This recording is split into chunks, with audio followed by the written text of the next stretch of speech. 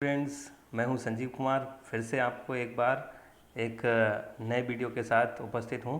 पहले जो एक वीडियो मैंने आपको बना करके दिया था, उस वीडियो में आपको ऑटोट्रॉपिक न्यूट्रिशन पर काफ़ी कुछ डिस्कस किया था हम लोगों ने। ऑटोट्रॉपिक न्यूट्रिशन हमने जो डिस्कस किया था, उससे आप लोगों को शायद क्लियर हुआ होगा कुछ ऑटोट्रॉपिक न्यूट्रिशन के बारे में।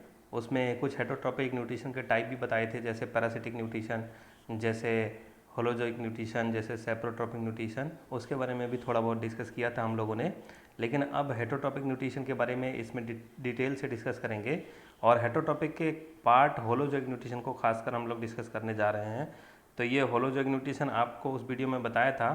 Holozoic nutrition is the nutrition और it is the mode of heterotrophic nutrition in which living being take their food and process it internally. Internal process होता है, तो इंटरनली प्रोसेस करते हैं अपने फूड को। इस न्यूट्रिशन के मोड को हम लोग क्या कहते हैं? Holozoic nutrition. उस वीडियो में हमने आपको बताया था कि जो होलोजोइक न्यूट्रिशन है उसके एग्जाम्पल, यानी कि जो लिविंग बीइंग कौन से होते हैं जो होलोजोइक न्यूट्रिशन परफॉर्म करते हैं। तो मेन एग्जाम्पल आपको दो हमने बताए थे, एक अमीबा और दूसरा ह्यूमन। तो ह्यूमन और अमीबा आपको हमने दो बताए थे। तो इसमें हम लोग डिटेल से पढ़ेंगे अमीबा में न्यूट्रिशन कैसे होता है और ह्यूमन में न्यूट्रिशन कैसे होता है। तो चलिए हम लोग टाइम ज़्यादा ना ख़राब करते हुए स्टार्ट करते हैं अपना वीडियो। ये देखिए, nutrition in amoeba. Nutrition in amoeba, nutrition कैसे होता है अमीबा में, इसको हम डिटेल से समझेंगे। आप लोग जानते हैं amoeba is the unicellular organism. कैसा है? यूनिसेलुलर। तो यूनिसेलुलर है। अब आप लोग जानते हैं कि यूनिसेलुलर और मल्टीसेलुलर क्या है, ये तो आप छोटे क्लासेस में पढ़ चुके हैं, 9th क्लास में भी आप लोगों ने पढ़ा था। तो ये यूनिसेलुलर होता है। और क्यों? क्योंकि ये आप लोग को अगर याद हो तो 5 किंगडम क्लासिफिकेशन में ये कौन से किंगडम में रखा गया है? ये किंगडम किस में रखा गया है? प्रोटिस्टा। तो प्रोटिस्टा में रखा गया है। प्रोटिस्टा में जितने भी लिविंग बीइंग आते हैं वो कैसे होते हैं? यूनिसेलुलर होते हैं। और कैसे होते हैं? ये जो है यूकैरियोट्स होते हैं। तो यूकैरियोटिक सेल के बने हुए हैं। अब बात करते हैं कि इसमें न्यूट्रिशन कैसे होता है। तो यूनिसेलुलर है तो सारे प्रोसेस एक सिंगल सेल में ही परफॉर्म होंगे। तो आप लोग को हम बता दें कि होलोजोइक न्यूट्रिशन होता है, उसके आप लोग को पता हो तो शायद ये 5 स्टेप होते हैं। कौन कौन से 5 स्टेप होते हैं? इंजेशन, आप लोगों ने पढ़ा होगा। डाइजेशन, 7th क्लास में भी है ये। दूसरा डाइजेशन हो गया। और तीसरा एब्जॉर्प्शन, एब्जॉर्प्शन। और लास्ट हो गया, सॉरी सेकंड लास्ट हो गया एसिमुलेशन। और देन नेक्स्ट आपका ईगेशन। तो ये 5 प्रोसेस इसमें होते हैं। आप लोगों को इसमें आगे भी बताया जाएगा कि ये सारे प्रोसेस कौन कौन से होते हैं, कैसे होते हैं। तो फिलहाल हम लोग शुरू करते हैं अमीबा में। अमीबा में जो पहला स्टेप है इंजेशन। तो इंजेशन कैसे होता है? इंजेशन प्रोसेस अमीबा में कैसे होता है? 2 तरीके से होता है, क्योंकि अमीबा 2 तरह का फूड लेता है। ये एक सॉलिड फूड लेता है और दूसरा लिक्विड फूड लेता है। तो सॉलिड फूड लेता है और लिक्विड फूड लेता है, इसीलिए इसमें इंजेशन के 2 नाम दिए गए हैं। 2 अलग अलग प्रोसेस होते हैं। इसमें एक प्रोसेस है फैगोसाइटोसिस। फैगोसाइटोसिस मतलब जब ये सॉलिड फूड लेगा तब इस प्रोसेस को हम लोग क्या कहते हैं? फैगोसाइटोसिस। मीन्स कोई भी सॉलिड पार्टिकल जब इनटेक होता है अमीबा अपनी बॉडी के अंदर, इसको फूड वैक्यूल के अंदर बंद कर लेता है, देख रहे होंगे आप इस तरह से। तो ये इस प्रोसेस को हम लोग फैगोसाइटोसिस कहते हैं। लेकिन यहीं जब अमीबा लिक्विड फूड लेता है, तो लिक्विड फूड लेता है तब इस प्रोसेस को हम लोग पिनोसाइटोसिस कहते हैं। Pinocytosis is the process in which amoeba take the liquid food material. तो इस तरह से अब ये हम लोग को इसमें देखना है कि एक सिंगल सेल में 5 प्रोसेस, यानी कि जो अभी हमने डिस्कस किया था, इंजेशन, डाइजेशन, एब्जॉर्प्शन, एसिमुलेशन और देन ईगेशन, ये कैसे एक सिंगल सेल में परफॉर्म होते हैं। तो देखिए, अमीबा स्यूडोपोडिया बनाता है, ये तो आप लोग जानते हैं। अमीबा इस तरह से कोई भी शेप रिटेन कर सकता है, और जैसे ही कोई फूड उसके कांटेक्ट में आता है तो ये अपने शेप को मॉडिफाई करता है और इस तरह से स्यूडोपोडिया बनाता है और फूड को एक कप के अंदर बंद कर लेता है। देख रहे होंगे आप फिगर नंबर बी में, यहाँ पर स्यूडोपोडिया के अंदर 2 स्यूडोपोडिया हैं उनके बीच में कप बना है और उसमें फूड पार्टिकल बंद हो गया। फिर उसके बाद ये दोनों स्यूडोपोडिया आपस में मिल जाते हैं, जैसा कि आप लोग देख ही रहे हैं कि ये स्यूडोपोडिया आपस में मिल गए और बीच में एक वैक्यूल बन गई और फूड पार्टिकल इसमें बंद हो गया। लास्ट में क्या होता है, यानी कि ये तो जो फूड बाहर से अंदर आ गया, इस प्रोसेस को हम लोग इंजेक्शन कह रहे हैं। लेकिन अब इसके बाद क्या होगा कि अमीबा के अंदर ये फूड वैक्यूल के फॉर्म में ये रहेगा, यानी कि फूड वैक्यूल, एक वैक्यूल बन जाती है, एम्प्टी पेलेस बन जाता है जो मेम्ब्रेन बाउंड होता है और इसके अंदर फूड पार्टिकल बंद रहता है। फिर उसके बाद ये मेम्ब्रेन सिक्रेट करती है कुछ केमिकल्स, यानी डाइजेस्टिव एंजाइम सिक्रेट करती है और उसके बाद ये फूड मटेरियल जो होता है इस वैक्यूल के अंदर डाइजेस्ट हो जाता है। डाइजेस्ट होने के बाद सारे जितने भी न्यूट्रिएंट्स होते हैं वो उस फूड वैक्यूल से इसकी बॉडी में, यानी कि इसके साइटोप्लाज्म में मिक्सअप हो जाते हैं, एब्जॉर्ब हो जाते हैं। देन फाइनली ये क्या करता है, अपने फूड को जो इसने ले रखा है उस फूड को क्या करता है, ये उसको बाहर निकाल देता है, अपनी बॉडी से बाहर निकाल देता है। इस तरह से देखिए ये जो फूड वैक्यूल है वो थोड़ा सा नज़दीक आएगी इसके सेल मेम्ब्रेन के और फाइनली ये जो है मेम्ब्रेन रीओपन हो जाएंगी और फूड मटेरियल जो है वो बाहर आ जाएगा। तो आपने देखा कि इसमें इंजेशन, यानी कि फूड अंदर गया, इंजेशन हुआ, फिर उसके बाद डाइजेशन हुआ, डाइजेशन के बाद एब्जॉर्प्शन हुआ, एब्जॉर्प्शन के बाद फिर आपने देखा कि इसमें एब्जॉर्प्शन के बाद फिर एसिमिलेशन, यानी कि ये जो फूड था वो चारों तरफ सेल में, साइटोप्लाज्म में चला गया, मिक्स हो गया, जहाँ पहुँचना था पहुँच गया।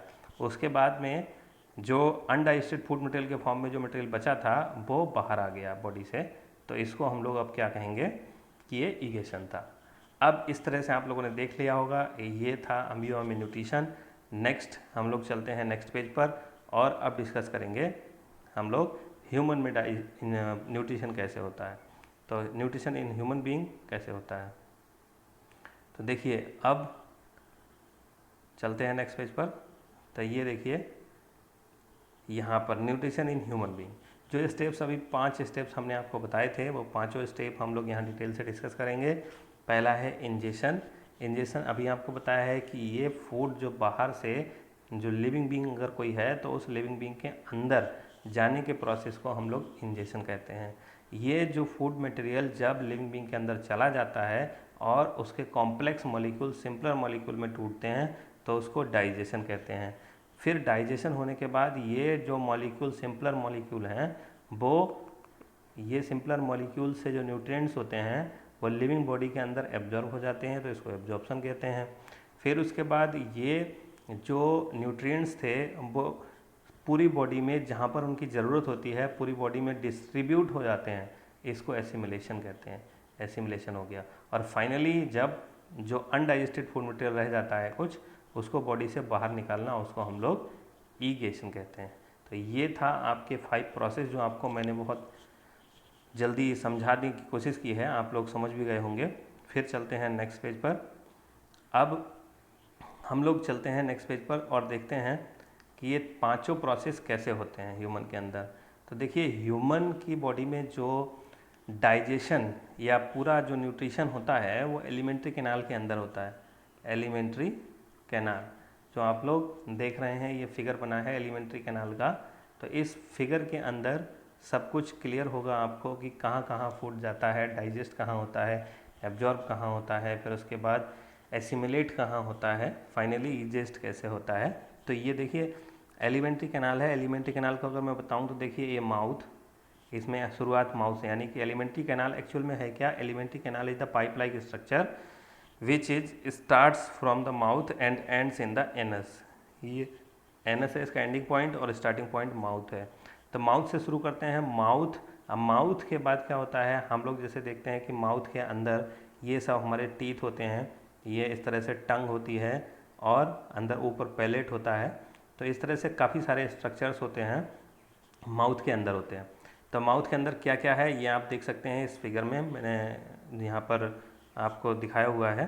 इसमें माउथ के बारे में सबसे पहले हम लोग बता दें आपको कि माउथ के अंदर यहाँ से कुछ क्वेश्चंस पूछे जाते हैं। जैसे माउथ के अंदर सबसे पहले जो है लिप होते हैं, लिप माउथ की ओपनिंग को गार्ड करते हैं, यानी कि एक पोर है और उस पोर को गार्ड करने का काम लिप करते हैं, जिसमें आपका अपर लिप और लोअर लिप होता है। फिर उसके बाद आपके टीथ आते हैं। तो टीथ आप लोगों ने पढ़ा होगा, टीथ कई टाइप के होते हैं। तो टीथ आपके कौन कौन से टाइप के होते हैं उनको फटाफट हम लोग देख लेते हैं। कौन कौन से टाइप के टीथ होते हैं? देखिए, जो हमारे सामने दांत जो दिखते हैं जो फ्लैट होते हैं, फ्लैट का मतलब ऊपर से ऐसे जो टीथ होंगे, यानी कि ऊपर उनकी सरफेस ऐसी होगी फ्लैट। तो ये इस तरह के टीथ, इनको हम लोग इंसीजर कहते हैं। इंसीजर टीथ का काम क्या होता है? इंसीजर टीथ का काम होता है बाइटिंग, मतलब काटना कुतरना, है ना। तो ये आपका इंसीजर काम करते हैं। अब इंसीजर जो होते हैं, इंसीजर के बगल में ये ऐसे दांत लगे होते हैं थोड़े से, ये थोड़े से नुकीले, यानी कि इनकी सरफेस जो होती है वो थोड़ी पॉइंटेड होती है। तो इनको हम लोग क्या कहते हैं? कैनाइन। तो एक कैनाइन आपका इस तरह से अपर जामे है, और इधर इस साइड में एक है अपर जामे। तो दो अपर जामे हो गए, दो लोअर जामे हो गए कैनाइन। आपके इंसीजर कितने हुए? अपर जामे कितने हुए? 4। दो ये हो गए और दो ये हो गए। तो आपके 4 इंसीजर अपर जामे, 4 इंसीजर लोअर जामे हो गए। तो आपने दो तरह के टीथ अभी देखे हैं कि एक इंसीजर और फिर आपका ये जो आपका कैनाइन। कैनाइन का काम क्या होता है? कैनाइन का काम होता है टीयरिंग, मतलब जो कुछ भी हम लोग क्या करते हैं, जब कुछ काटते हैं, मतलब कुछ चिढ़ने का काम करते हैं, टीयर करने का काम करते हैं, तब हमारे कैनाइन टीथ जो होते हैं, जैसे आप लोगों ने देखा होगा, कभी आप लोगों ने गन्ना छीला होगा, अगर शुगर कैन जब गन्ना छीला होगा तो आप लोग कैनाइन दांतों से छीलते हैं, या फिर जो दूसरे एनिमल्स हैं वो मांस चीरते हैं तो कैनाइन दांतों से ही चीरते हैं। तो ये आपका कैनाइन। फिर उसके बाद अब डिस्कस करते हैं नेक्स्ट टीथ कौन से होंगे आपके? ये देखिए, कैनाइन के बाद यानी कि उसके पीछे आपके क्या आ जाते हैं? ये आपके दो दांत जो आते हैं ये थोड़े से फ्लैट ज़्यादा होते हैं, यानी कि इनके फ्लैटनेस इस तरह की होती है, यानी कि इनकी सरफेस इस तरह की होती है। तो ऊपर से ये ऐसे सरफेस के होते हैं। तो इस सरफेस वाले टीथ जो होते हैं हमारे कैनाइन के बाद, उनको हम लोग प्री मोलर्स कहते हैं। क्या कहते हैं? Pre molars. और ये प्री मोलर्स जो हैं, वो प्री मोलर्स का काम क्या होता है? इसका काम होता है ग्राइंडिंग। क्या होता है?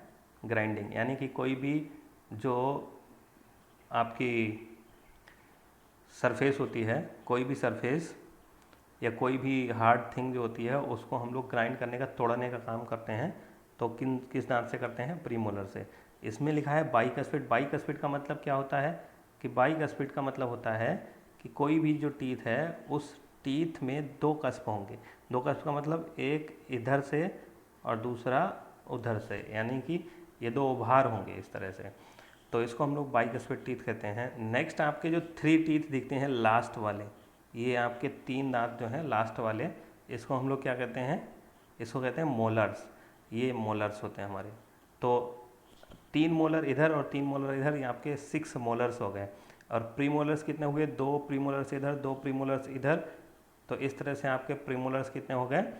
प्रीमोलर्स हो गए आपके 4 एक जौ में, और एक जौ में आपके मोलर्स कितने हो गए? 6। तो ये आपके। अब बात करते हैं मोलर्स का काम क्या होता है। मोलर्स जो होते हैं वो क्या काम करते हैं? मोलर्स का काम होता है च्युइंग। तो ये क्या करते हैं? च्युइंग करने का काम करते हैं। च्युइंग करने का काम करते हैं मोलर्स। तो इसीलिए मोलर्स सबसे पीछे होते हैं, क्योंकि जो फूड होता है हमारा, वो हम लोग बाइट करने के बाद, ग्राइंड करने के बाद, लास्ट में ले जा करके हमारे ये वाले जो टीथ होते हैं मोलर्स, वो उसको काफ़ी देर तक चबाते हैं, जिससे कि वो पाउडरी फॉर्म में हो जाता है या पेस्ट बन जाता है, और आसानी से हम लोग उसको स्वॉलो यानी कि निगल सकते हैं। फिर इसके बाद में आता है टंग। जो टंग, इसके अंदर हमारे माउथ के अंदर ये जो कैविटी होती है उसको हम लोग बक्कल कैविटी कहते हैं, जो पूरा एक खाली जगह होती है जिसके अंदर टंग फ्लोर का काम करती है, यानी कि टंग फ्लोर बनाती है, मूवेबल होती है। तो ये टंग में आप लोगों ने 7th क्लास में पढ़ा होगा कि टंग हमारी एक मस्कुलर और सॉफ्ट स्ट्रक्चर है। इसमें कई तरह के टेस्ट बड्स होते हैं। तो आप लोगों ने देखा होगा टेस्ट बड्स, उसमें जो आपके फ्रंट में, साइड में और पीछे ये टेस्ट बड्स होते हैं। ये टेस्ट बड्स क्या करते हैं? टेस्ट फील करने का काम करते हैं। जो भी हम खाते हैं उस खाने से जो टेस्ट फील करने का काम कौन करते हैं? Taste buds. तो ये पूरे सरफेस पर, यानी कि टंग के सरफेस पर ऐसे इस तरह के स्ट्रक्चर होते हैं। तो ये इस तरह के स्ट्रक्चर टेस्ट बड्स कहलाते हैं। और ये टेस्ट बड्स जो होते हैं वो टेस्ट फील करने का काम करते हैं। और टंग जो है वो दो काम करती है। एक आपका टेस्ट फील करने का काम करती है, दूसरा स्पीकिंग में हेल्प करती है और फूड को मिक्स करने में भी हेल्प करती है। तो ये तो था माउथ के अंदर का पूरा डिस्क्रिप्शन। अब बात आगे बढ़ाते हैं थोड़ा सा। माउथ से आगे जो फूड होता है वो हमारा जाता है ईसोफेगस में। ईसोफेगस क्या होता है? एक पाइप होता है। तो इस तरह का ये पाइप है, इस फूड जो है माउथ से पहुंच जाता है ईसोफेगस में, पाइप के थ्रू फिर कहाँ पहुंच जाता है? स्टमक में। ये स्टमक है, स्टमक में पहुंच जाता है यहाँ पर। तो ये स्टमक में पहुंचने के बाद फिर स्टमक में पहुंचने के बाद यहाँ पर कुछ थोड़ी देर तक यहाँ पर फूड रुकता है और यहाँ पर कुछ डाइजेस्टिव जूस सिक्रीट होते हैं, कुछ एंजाइम सिक्रीट होते हैं जो इसमें मिक्सअप होते हैं और फूड डाइजेस्ट होता है। फिर इसके बाद फूड जो होता है वो कहाँ जाता है? स्टमक से फिर जाता है स्मॉल इंटेस्टाइन में। स्मॉल इंटेस्टाइन में होते हुए फिर फूड यहाँ पर स्मॉल इंटेस्टाइन में थोड़ा सा उसका डाइजेशन होता है और फाइनली फिर कहाँ पहुँचता है? लार्ज इंटेस्टाइन में। तो ये आप देख रहे हैं, ये इस तरह का थोड़ा ब्राउनिश कलर की ये लार्ज इंटेस्टाइन है। लार्ज इंटेस्टाइन में फूड काफ़ी समय के लिए रुकता है, इसमें वाटर जो होता है उसको एब्जॉर्ब कर लिया जाता है, फूड फीकल मैटर के फॉर्म में कन्वर्ट हो जाता है और ड्राई हो जाता है और फाइनली एनस से एक्सक्रीट आउट कर दिया जाता है, बाहर निकाल दिया जाता है। तो ये तो था थोड़ा सा एलिमेंट्री कैनाल के बारे में। चलिए अब हम देखते हैं कि कैसे पूरी एलिमेंट्री कैनाल में डाइजेशन होता है, कैसे ह्यूमन एलिमेंट्री कैनाल में डाइजेशन होता है। तो देखिए, अब हम लोग अगर थोड़ा सा स्टमक का स्ट्रक्चर देखें तो देखिए ऊसोफेगस, अभी हम लोगों ने देखा था कि उस ऊपर से एक पाइप आया है और ईसोफेगस आकर के जुड़ा है स्टमक में। तो स्टमक इस तरह का होता है, स्टमक में आकर के फूड थोड़ी देर रुकता है। स्टमक का जो लास्ट एंड होता है उसको हम लोग पाइलोरस कहते हैं। स्टमक में जो है इस तरह से इसकी जो वॉल होती है उसमें लेयरिंग होती है, कई लेयर से बनी होती है। उसमें सबसे लास्ट लेयर जो होती है वो उसको म्यूकोसा कहते हैं, म्यूकस मेम्ब्रेन होती है। म्यूकस का मतलब होता है जो कुछ चिपचिपा पदार्थ सिक्रीट करने वाली मेम्ब्रेन, यानी कि कुछ ल्यूब्रिकेटिंग सबस्टेंस को सिक्रीट करने वाली मेम्ब्रेन, उसको हम लोग म्यूकस मेम्ब्रेन कहते हैं। और उस ल्यूब्रिकेट सबस्टेंस को, ल्यूब्रिकेंट को हम लोग क्या कहते हैं? म्यूकस कहते हैं। तो ये म्यूकस सिक्रीट कहाँ से होता है? Internal wall of the stomach. क्यों होता है ल्यूब्रिकेटिंग? क्योंकि एक तो यहाँ पर फूड आता है और फूड आसानी से यहाँ से पास हो जाए। दूसरा, स्टमक की बॉल क्या सिक्रीट करती है?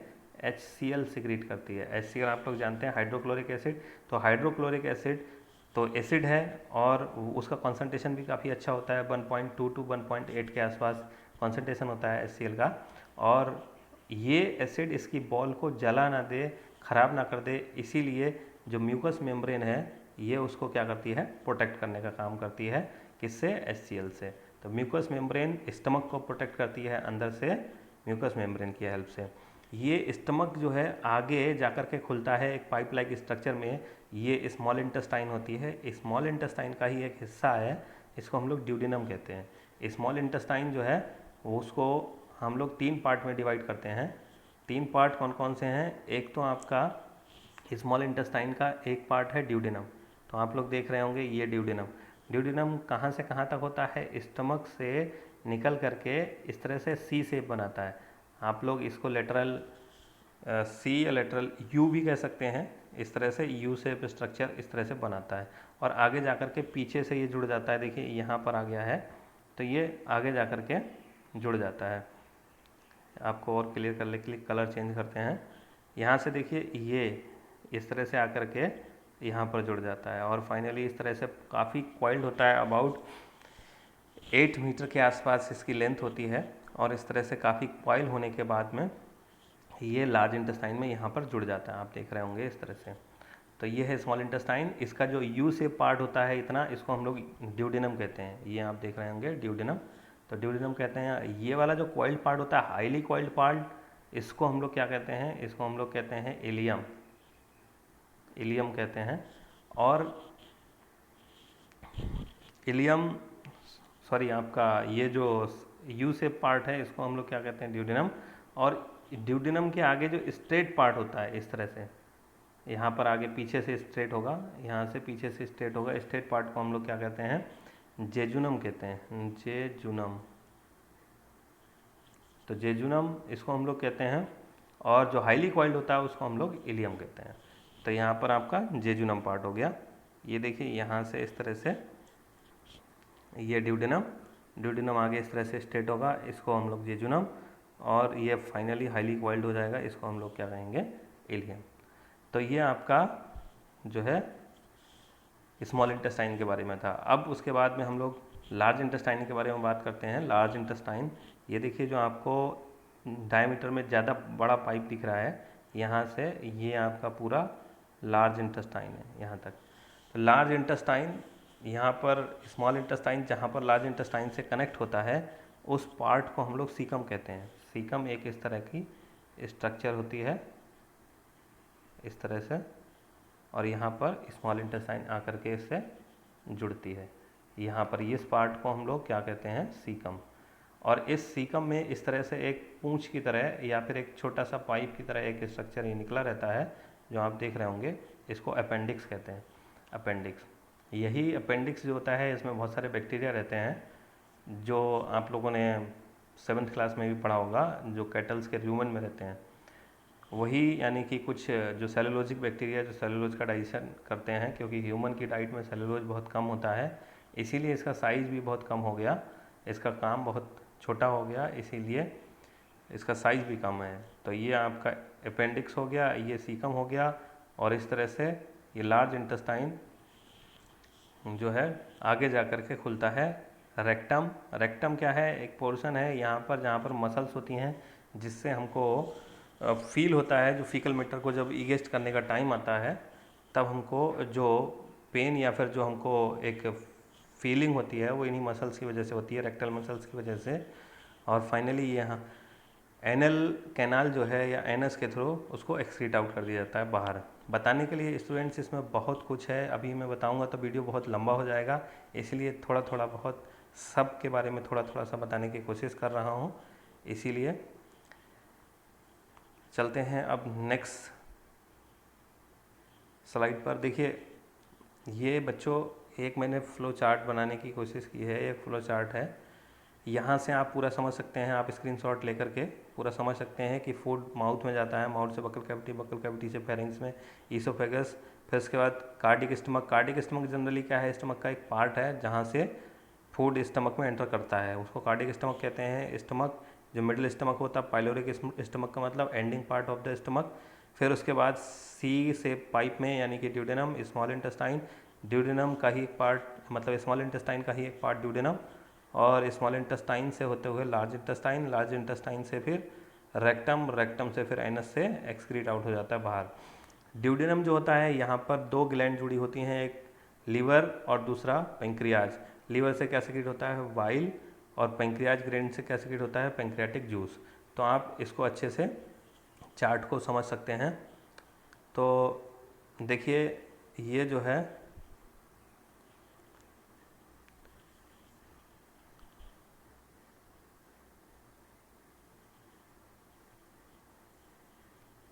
आपको क्लियर हो रहा होगा, यहाँ पर ये देखिए आपको क्लियर हो रहा होगा ये पूरा चार्ट के थ्रू। नेक्स्ट चलते हैं आप नेक्स्ट स्लाइड पर। अब हम लोग बात करेंगे पूरा डाइजेशन के बारे में, कि डाइजेशन कहाँ कहाँ होता है और कैसे होता है। देखिए एलिमेंट्री कैनाल में किस किस न्यूट्रिएंट का डाइजेशन होता है, और जो है एलिमेंट्री कैनाल के किस पार्ट में होता है। देखिए सबसे पहले हम लोग माउथ की बात करते हैं, तो माउथ में डाइजेशन होता है। कैसे होगा माउथ में डाइजेशन और किस न्यूट्रिएंट का होगा, माउथ में डाइजेशन होता है स्टार्च का। किसका डाइजेशन होता है, स्टार्च का। और स्टार्च डाइजेस्ट होकर के क्या बनाता है, शुगर। तो शुगर डाइजेस्ट होकर के बन जाता है स्टार्च से, और इसको बनाने में हेल्प कौन करता है, सेलेब्री ग्लैंड। क्यों, सेलेब्री ग्लैंड क्या सिक्रीट करती है, सलाइवा। सलाइवा सिक्रीट होती है सेलेब्री ग्लैंड से, और सेलेब्री ग्लैंड के की सलाइवा में क्या होता है, सेलेब्री अमाइलेज एक एंजाइम होता है। सेलेब्री अमाइलेज एंजाइम ये स्टार्च को कन्वर्ट कर देता है किसमें, शुगर में। अब बात करते हैं टीथ। जो टीथ जो होते हैं वो भी क्या करते हैं, फूड को डाइजेस्ट करते हैं, च्युइंग करते हैं, ग्राइंडिंग करते हैं। तो उससे क्या होता है, इसका असर यानी कि सेलेब्री अमाइलेज का जो इफ़ेक्ट होता है वो बढ़ जाता है। तो ये, और टंग भी इसमें क्या काम करती है, रोलिंग करती है, जो फूड को टेस्ट करती है, आपको पहले ही बता चुके हैं। नेक्स्ट चलते हैं ईसोफेगस। ईसोफेगस में क्या किसी न्यूट्रिएंट का डाइजेशन होता है, तो देखिए यहाँ पर ध्यान से, ये केवल फूड को माउथ से यानी बक्कल कैविटी से ये ले जाने का काम करती है किसमें, स्टमक में। और इसकी जो किस तरह से ले जाती है, ये पेरिस्टाल्टिक मूवमेंट, यानी एक सिंपल पाइप है और इस पाइप में क्या होती हैं, कुछ इस तरह की मसल्स होती हैं, कुछ इलांगेटेड होती हैं, कुछ सर्कुलर मसल्स होती हैं। तो ये क्या करती हैं, फूड को इस तरह से इस मूवमेंट के थ्रू अंदर ले जाती हैं। मतलब फूड पाइप जो है इस तरह की मूवमेंट करता है और फूड को माउथ से स्टमक तक ले जाती हैं। तो इस मूवमेंट को हम लोग क्या कहते हैं, पेरिस्टाल्टिक मूवमेंट। ठीक है, पेरिस्टाल्टिक मूवमेंट या पेरिस्टाल्टिक मूवमेंट हम लोग कहते हैं। ये आपका ईसोफेगस के अंदर होता है। नेक्स्ट हम लोग बात करते हैं स्टमक के अंदर। स्टमक के अंदर क्या सिक्रीट होता है, गैस्ट्रिक जूस। गैस्ट्रिक जूस कौन सिक्रीट करता है स्टमक के अंदर, तो स्टमक के अंदर सिक्रीट करता है गैस्ट्रिक जूस, कौन सिक्रीट करता है,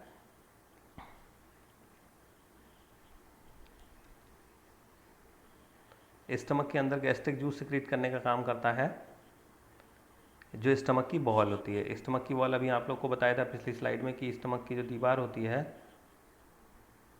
तो उस दीवार से गैस्ट्रिक जूस सिक्रीट होता है और फूड में मिक्स हो जाता है। तो इस गैस्ट्रिक जूस में क्या क्या होता है, पेप्सिन। पेप्सिन क्या होता है, एक एंजाइम होता है। ये क्या किसको डाइजेस्ट करता है, प्रोटीन को तोड़ देता है। HCl सिक्रीट होता है। HCl क्या करता है, ये फूड का मीडियम एसिडिक बना देता है। फूड का मीडियम एसिडिक होने से क्या हो जाता है कि उसमें जो बैक्टीरिया कुछ प्रेजेंट होते हैं उनकी डेथ हो जाती है, बैक्टीरिया डिस्ट्रॉय हो जाते हैं। और साथ ही साथ ये पेप्सिन एंजाइम को एक्टिवेट करने का काम करता है। तो आप लोग इसको अच्छे से समझिए कि ये जो है आपका, तो ये आपका जो है अच्छे से आप लोग समझ सकते हैं यहाँ से कि ये पेप्सिन जो है वो एक्टिवेट तब होता है जब HCl सिक्रीट होता है, यानी कि HCl की प्रेजेंस में एसिडिक मीडियम में पेप्सिन एक्टिवेट होता है। म्यूकस सिक्रीट होता है किसमें, गैस्ट्रिक जूस में। म्यूकस क्या काम करता है, ये प्रोटेक्ट करता है inner lining of the stomach, जो आपको पहले बता चुके हैं। वैसे तो अगर आपको बताएं तो यहाँ से एक और एंजाइम सिक्रीट होता है, रेनिन एंजाइम सिक्रीट होता है, रेनिन। तो रेनिन एंजाइम वो भी डिस्कस, उसके बारे में किसी और वीडियो में हम लोग डिस्कस करेंगे। यहाँ पर थोड़ी वीडियो लंबी हो जाएगी, इसलिए थोड़ा सा जो मेन है उसको डिस्कस करते हैं। फिर उसके बाद स्मॉल इंटेस्टाइन में हम लोग देखते हैं। तो स्मॉल इंटेस्टाइन को अभी मैंने बताया था आपको, स्मॉल इंटेस्टाइन के कितने पार्ट होते हैं। स्मॉल इंटेस्टाइन के 3 पार्ट होते हैं और 3 पार्ट कौन कौन से होते हैं, अभी आपको एक बार फिर से नाम बताइए, ड्यूडेनम, जेजुनम और इलियम। तो ये आपका स्मॉल इंटेस्टाइन। ड्यूडेनम जो पार्ट होता है, ड्यूडेनम पार्ट में एक तरफ तो लीवर जुड़ा रहता है, तो इस तरह से लीवर जुड़ा रहता है, और एक तरफ पेंक्रियाज जुड़ी रहती है। इस तरह की एक ग्लैंड जो होती है वो यहाँ पर जुड़ी रहती है। तो ड्यूडेनम पार्ट में दोनों जुड़े रहते हैं। तो लीवर क्या सिक्रीट करता है, लीवर सिक्रीट करता है बाइल। देखिए ये लीवर बाइल सिक्रीट करता है। और पेंक्रियाज क्या सिक्रीट करती है, पेंक्रियाटिक जूस। तो पेंक्रियाटिक जूस सिक्रीट करती है पेंक्रियाज। इसमें क्या क्या कंपोनेंट होते हैं थोड़ा सा हम लोग आगे देखते हैं, बताएंगे आगे वीडियो में।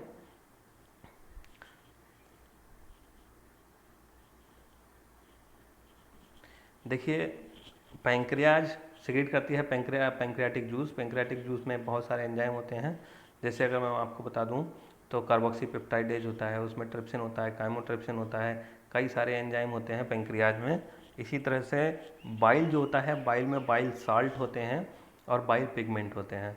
तो वो बाइल पिगमेंट, बाइल सॉल्ट क्या करते हैं, कुछ फैट मॉलिक्यूल्स होते हैं, यानी कि फैट का जो स्मॉल इंटेस्टाइन में, देखिए इंटेस्टाइन में जो जब डाइजेशन होता है तो वहाँ पर फैट को वो छोटे छोटे ड्रॉपलेट्स में तोड़ देते हैं या छोटे छोटे ग्लोब्यूल्स में तोड़ देते हैं। तो उस प्रोसेस को हम लोग कहते हैं इमल्सिफिकेशन। इमल्सिफिकेशन बहुत इंपॉर्टेंट टर्म है, इंपॉर्टेंट भी है। Emulsification is the term, it is used inside the duodenum when the bile juice acts upon the fat। तो फैट के बड़े बड़े मॉलिक्यूल को छोटे छोटे मॉलिक्यूल में तोड़ना ही उसको हम लोग क्या कहते हैं, इमल्सिफिकेशन कहते हैं। ठीक है, अब देखिए ये जो नेक्स्ट हमारा जो है स्मॉल इंटेस्टाइन। स्मॉल इंटेस्टाइन में क्या होता है, स्मॉल इंटेस्टाइन में इंटेस्टाइनल जूस सिक्रीट होता है, जिसमें किस किस का डाइजेशन होता है, कार्बोहाइड्रेट का डाइजेशन होता है, फैट का डाइजेशन होता है, प्रोटीन का डाइजेशन होता है। कार्बोहाइड्रेट से सिंपलर यूनिट बन जाती है ग्लूकोज, फैट की सिंपलर यूनिट क्या बन जाती है, फैटी एसिड और ग्लिसरॉल, प्रोटीन की सिंपलर यूनिट क्या बन जाती है, एमिनो एसिड। तो ये सब जो है सिंपलर यूनिट में कन्वर्ट हो जाते हैं, तब जाकर के ये हमारे इंटेस्टाइन से एब्जॉर्ब हो पाते हैं। पैंक्रियाटिक जूस अभी बाइल तो आपको बता ही दिया, पैंक्रेटिक जूस में आपको बता रहा था। ट्रिप्सिन एंजाइम एक उसमें होता है जो प्रोटीन को पेप्टोन्स में तोड़ देता है, और जो फैट होता है एमल्सिफाइड फैट, यानी कि जो लीवर सिक्रेट करता है बाइल जूस एमल्सिफाइड फैट को एमल्सिफाइड कर देता है। उसी एमल्सिफाइड फैट को फैटी एसिड और ग्लिसरॉल में तोड़ने का काम कौन करता है? पैंक्रेटिक जूस में प्रेजेंट लाइपेज एंजाइम। फिर उसके बाद जो लार्ज ग्लोब्यूल्स होते हैं फैट के, वो बाइल जूस में अभी ये प्रोसेस आपको बता दिया पूरा एमल्सिफिकेशन। अब बात करते हैं लार्ज इंटेस्टाइन ये क्या करता है? जो फूड, क्योंकि हम लोग जो फूड के साथ साथ वाटर लेते हैं, फूड एक पेस्ट के फॉर्म में होता है और उस पेस्ट से वाटर को एब्जॉर्ब करने का काम कौन करता है? Large intestine. रेक्टम क्या करता है? ये temporary collection of waste material, यानी कि जो फीकल मैटर में कन्वर्ट हो जाता है हमारा अनडाइजेस्टेड फूड मटेरियल, उसको ये कुछ समय के लिए होल्ड करता है, और जब इसका टाइम आता है तो फिर उसके बाद एनएस के थ्रू ये ईगेस्ट हो जाता है, बाहर निकल जाता है। तो ये था आपका डिफरेंट पार्ट्स में डाइजेशन, कौन कौन सा पार्ट क्या काम करता है, ये आप शायद समझ गए होंगे अच्छे से। तो देखिए अब चलते हैं हम लोग नेक्स्ट पेज पर।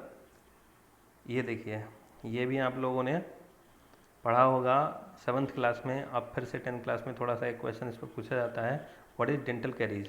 तो डेंटल कैरीज क्या होती है ये आप लोग जानते भी हैं। आप लोगों को पता होगा कि डेंटल कैरीज एक्चुअल में क्या होता है, बच्चों को हमेशा पेरेंट्स जो होते हैं चॉकलेट खाने के लिए मना करते हैं, या सोने से पहले ब्रश करने की बात कहते हैं। तो इस सब में क्या पीछे छिपा है? ये सब में ये छिपा है कि जो शुगर यानी मीठा जो हम लोग कुछ खाते हैं वो दांतों में फंसा रह जाता है, और दांतों में फंसा रहने की वजह से हमारे माउथ में बैक्टीरिया हमेशा आते रहते हैं। तो माउथ में प्रेजेंट कुछ बैक्टीरिया उस शुगर को कन्वर्ट कर देते हैं किसमें? एसिड में कन्वर्ट कर देते हैं, एसिड। अब ये एसिड में कन्वर्ट हो जाता है तो हमारे दांतों के ऊपर जो लेयर होती है, जो लेयर चढ़ी होती है हमारे दांतों के ऊपर, जिससे हमारे दांत प्रोटेक्ट रहते हैं कुछ भी खाने से, तो वो एसिड उस लेयर को, जिसका नाम क्या होता है? इनेमल, आप लोग पढ़ चुके होंगे। इनेमल लेयर को ये क्या करता है? डिग्रेड कर देता है, तोड़ देता है, और हमारे दांत कमज़ोर हो जाते हैं, जिससे कि दांत धीरे धीरे टूटने लगते हैं। बैक्टीरिया उनमें फूड को सड़ाते रहते हैं और वो धीरे धीरे हमारे दांतों को ख़त्म करते रहते हैं। तो इस तरह से दांत आप लोग देख भी रहे हैं पिक्चर में, इसको हम लोग कहते हैं डेंटल कैरीज। अब देखते हैं आप लोग थोड़ा सा डेंटल कैरीज के बारे में और थोड़ा सा समझ ही गए होंगे।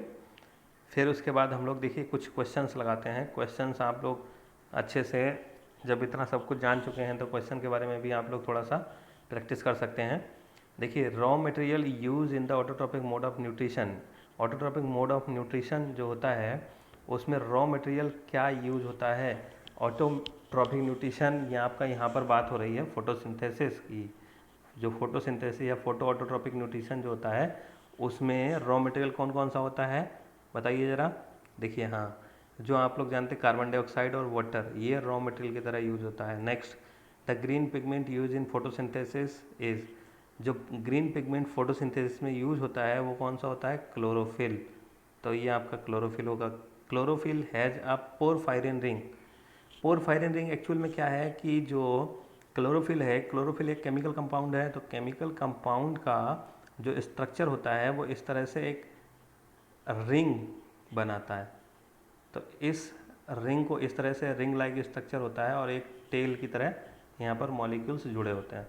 तो इस रिंग का फॉर्मेशन, इसका जो सेंट्रल मेटल आयन होता है या सेंट्रल आयन जो होता है वो कौन सा होता है? पोरफायरिन रिंग का सेंटर में जो कौन होता है? तो मैग्नीशियम होता है। नेक्स्ट, आपका नेक्स्ट क्वेश्चन देखिए, ये light reaction of photosynthesis occurs in the part of chloroplast. पिछली वीडियो में मैं थोड़ा सा, वीडियो ज़्यादा लंबी हो रही थी इसीलिए बहुत सारी चीज़ों को मैंने उसमें नहीं बताया था। तो आप लोग जानते हैं फोटोसिंथेसिस क्या होता है? फोटोसिंथेसिस, ये इसके दो पार्ट होते हैं। फोटोसिंथेसिस के दो पार्ट होते हैं, कौन कौन से? एक लाइट रिएक्शन और एक डार्क रिएक्शन। तो डार्क रिएक्शन और लाइट रिएक्शन दो पार्ट होते हैं फोटोसिंथेसिस के। तो ये वाला पार्ट जो होता है लाइट रिएक्शन, ये कहाँ पर कंप्लीट होता है? ग्रेना में।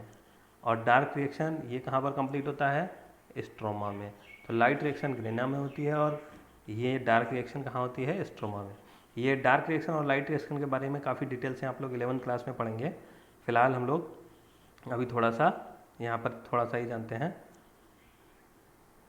देखिए, अब नेक्स्ट क्वेश्चन है हमारा, formation of glucose occurs in photosynthesis due to.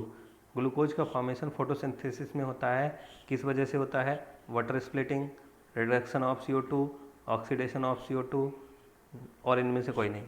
तो आप लोग इनमें से थोड़ा सा आइडिया लगाइए कौन सा? Reduction of CO2। क्यों? क्योंकि कार्बन डाइऑक्साइड के रिडक्शन से ही कार्बोहाइड्रेट बनता है, तो इसीलिए ये इसका आंसर होगा reduction of CO2। In next question, in fungi which type of nutrition is found.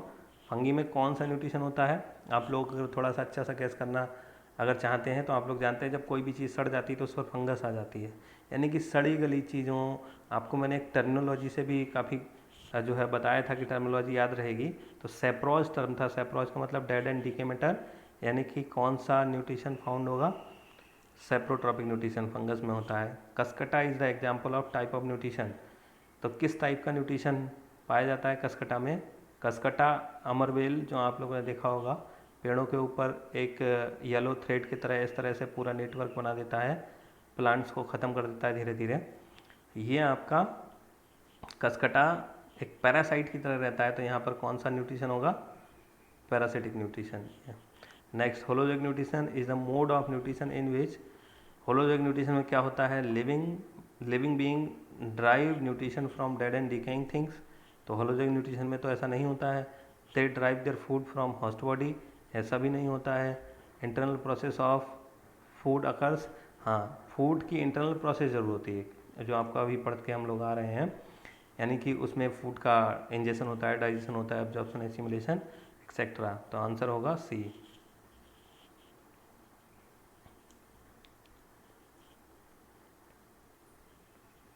Next page पर चलते हैं। Next question, holozoic nutrition is found in. Holozoic nutrition कहाँ पाया जाता है? बैक्टीरिया में, अमीबा में, ह्यूमन में, या फिर अमीबा और ह्यूमन दोनों में? तो किस में पाया जाता है? अभी आप लोग पढ़ के आ रहे हो, बोथ, दोनों में, अमीबा में भी और ह्यूमन में भी होलोजोइक न्यूट्रिशन मिलता है। Chemosynthesis is the process in which. Chemosynthesis एक ऐसा प्रोसेस है जिसमें क्या होता है? Bacteria having chlorophyll make their food. ऐसे बैक्टीरिया जिनमें क्लोरोफिल होता है वो अपना फूड बनाते हैं, इस प्रोसेस को कीमोसिंथेसिस कहते हैं? नहीं, ये गलत है। Bacteria form food, bacteria form their food through inorganic chemicals. Amoeba synthesize its food, amoeba अपना फूड बनाता है, उसको कीमोसिंथेसिस कहते हैं। Fungus synthesize its food, fungus अपना फूड बनाता है, इस प्रोसेस को कीमोसिंथेसिस कहते हैं? नहीं। जो बैक्टीरिया इनऑर्गेनिक केमिकल से, जैसे iron bacteria, sulphur bacteria, phosphorus bacteria, iron, sulphur और फॉस्फोरस से अपना फूड बनाते हैं, तो इस प्रोसेस को हम लोग कीमोसिंथेसिस कहते हैं। Main function of saliva is, function of saliva, saliva का मेन फंक्शन क्या होता है? Digestion of fat? नहीं। Digestion of protein? नहीं। Digestion of starch? हाँ, अभी पढ़ के आ रहे हैं हम लोग। सलाइवा के अंदर एक एंजाइम होता है सेलेबरी अमाइलेज, वो क्या करता है? स्टार्च को किस में कन्वर्ट कर देता है, ये आप बताएंगे। Next, emulsification of fat occurs with the help of. Emulsification, fat का इमल्सिफिकेशन किसकी हेल्प से होता है? ये अभी आप लोग पढ़ चुके हैं। किसकी हेल्प से? रेनिन? नहीं। पेप्सिन? नहीं। Salivary amylase? नहीं। Bile juice? Yes, bile juice ही क्या करता है? बड़े बड़े ग्लोब्यूल्स को छोटे छोटे पार्ट्स में तोड़ देता है फैट के, तो इस प्रोसेस को हम लोग क्या कहते हैं? इमल्सिफिकेशन कहते हैं। Next question, in which organ is the process of digestion in human completed. कौन से ऑर्गन में डाइजेशन प्रोसेस कंप्लीट हो जाता है? किसका? फूड का डाइजेशन। तो कौन से पार्ट में कंप्लीट होता है? ऊसोफेगस? नहीं, ऊसोफेगस में तो फूड केवल अंदर पहुंचता है। स्टमक? नहीं, स्टमक से आगे भी फूड जाता है, आगे भी डाइजेशन होता है। Large intestine? नहीं, लार्ज इंटेस्टाइन में तो वाटर एब्जॉर्ब होता है। Small intestine? Yes, small intestine is the right answer. In human digestive system which organs secrete enzyme pepsin and trypsin respectively. कौन से ऑर्गन पेप्सिन और ट्रिप्सिन एंजाइम को secrete करते हैं? अभी आपको बताया था, आपने चार्ट में भी देखा होगा। तो कौन सा ऑर्गन सिक्रीट करता है? पेंक्रियाज एंड लीवर, यानी कि पहला कौन सा है हमारा? पेप्सिन। तो पेंक्रियाज पेप्सिन सिक्रीट नहीं करता है। फिर दूसरा हम लोग देखते हैं stomach and salivary gland. Stomach pepsin secrete करता है, बिल्कुल सही है, लेकिन ट्रिप्सिन सैलिवरी ग्लैंड नहीं सिक्रीट करती है। पैंक्रियाज क्या सिक्रीट करता है? पेप्सिन, पैंक्रियाज नहीं करता है। गॉल ब्लैडर नहीं। स्टमक पेप्सिन सिक्रीट करता है, पैंक्रियाज ट्रिप्सिन सिक्रीट करता है। Yes, D is the right answer. Cause of dental caries is, dental caries का कॉज क्या होता है? Fermentation of sugar, B food poisoning. इसमें दो ही ऑप्शन आ पाए हैं, एक ऑप्शन अभी छूट गया, चलिए कोई बात नहीं, इनमें दोनों में से ही आप एक बता दीजिए कौन सा इसका राइट आंसर है। Fermentation of sugar. Fermentation of sugar means sugar convert हो जाता है किसमें? एसिड में। तो इस प्रोसेस को हम लोग क्या कहते हैं? Fermentation of sugar. तो ये था हमारी इस न्यूट्रिशन की लास्ट वीडियो। तो न्यूट्रिशन यहाँ पर कंप्लीट हो जाता है। किसी को कोई पार्ट अगर क्लियर नहीं होता है, कुछ छूट जाता है, तो आप लोग मुझे कमेंट करके पूछ सकते हैं। उस पार्ट को मैं नई वीडियो बना करके उसमें एक्सप्लेन कर दूंगा। तो ये आपको काफ़ी हद तक क्लियर होगा, आई होप सो। तो आप लोग जो है इससे हेल्प ले सकते हैं, और बाकी का नेक्स्ट हम लोग रेस्पिरेशन नेक्स्ट वीडियो में शुरू करेंगे। Thank you.